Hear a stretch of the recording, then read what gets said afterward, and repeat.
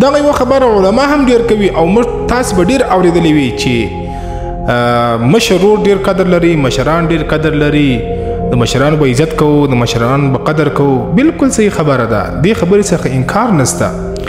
خو آیا دا خبرې ولې دا خلک نه کوي چې کشر هم قدر لري، کشر هم عزت لري، د کشر به هم خیال ساتي، د کشر باندې به هم د شفقت لاس تیروي، پر کشر باندې به هم مهرباني کوي. نن دا هغه خبرې تاسو ته کوم چې تاسو به ډېرې کمې اورېدلې وي او ډېر خلک کم خلک به دا خبرې بیان کوي. نبی کریم صلی الله علیه وسلم فرمایي چې لیس من امتی من لم يرحم صغیرنا.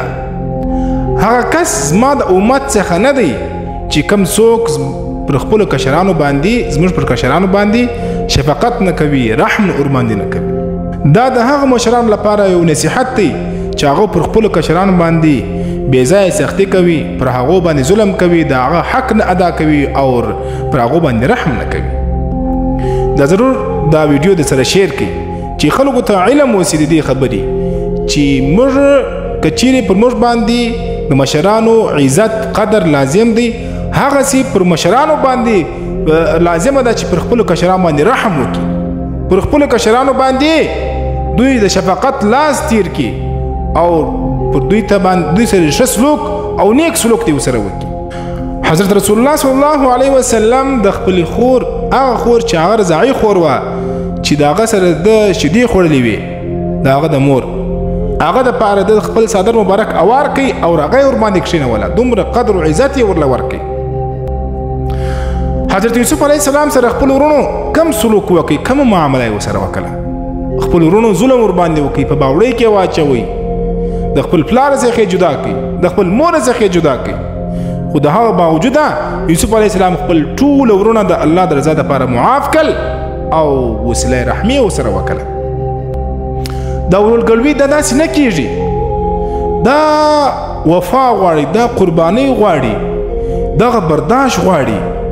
نو که چیرې تاسې غواړئ چې د ورورګلوي ستاسو دغه رشته دي د ورورګلوي دا قایم او دایم پاتې سي، تاسې خوشحاله پاتې سي یو د بل سره، نو د یو بل قدر کوئ، د یو بل ته عزت ورکوئ. مشران دي پر کشرانو باندې رحم کوي، مشران دي پر کشرانو باندې د رحم لاس تیروي، هغو سره دې وسیله رحمي کوي. موسی علیه السلام مشر ورور او دغه کشر ورور هارون علیه السلام، موسی علیه السلام به اکثره د الله څخه دعا وغوښته چې الله زما پر دې ورور باندې رحم وکړي، یا الله د دې ګناهونه ور وبخښي، د دې دپاره دعاګانې کولې. نو که غواړئ چې د ورورګلوۍ دغه ښایسته رشته دي په دنیا کې هم قایمه پاتې سي، په آخرت کې دې هم، نو دې دپاره قربانیانې غواړي، برداشت غواړي، یو د بل سره ښه سلوک، نیک سلوک، د یو د بل ته دعاوي، د یو بل په کار باندې راتلل، یو بل ته قرباني ورکول. که چیرې تاسې مشران هغه پر دې کشرانو باندې ظلم کوي او پر دې باندې رحم نه کوي، نو دغسې د کشر په زړه کې چې کوم د مشر عزت او قدر دی هغه بیا ستاسو لپاره ختم سي.